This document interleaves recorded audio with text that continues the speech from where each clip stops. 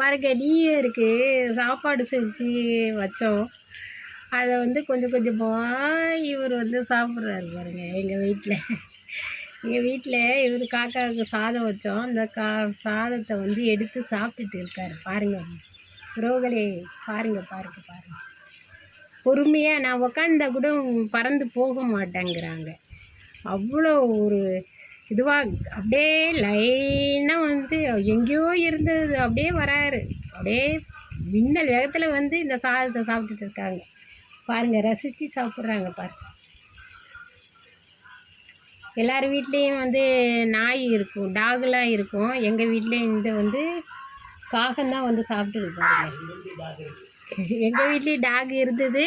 அந்த டாகு வந்து பேர் டாமி கொடுத்துட்டு இந்த ஹவுஸ் ஓனர்லாம் டாகு வச்சுக்கூடாதுன்னு சொல்லிட்டாங்க. அதனால் நாங்கள் அந்த டாகை கொடுத்துட்டு மனசு ரொம்ப கஷ்டமாயிடுச்சு எல்லாருக்கும். வீட்டில் 4 பேர் இருக்கிறோம். 4 பேருக்குமே கஷ்டமாயிடுச்சு. அதில் எங்கள் சின்ன பையனுக்கு ரொம்ப இதுவாகிடுச்சு.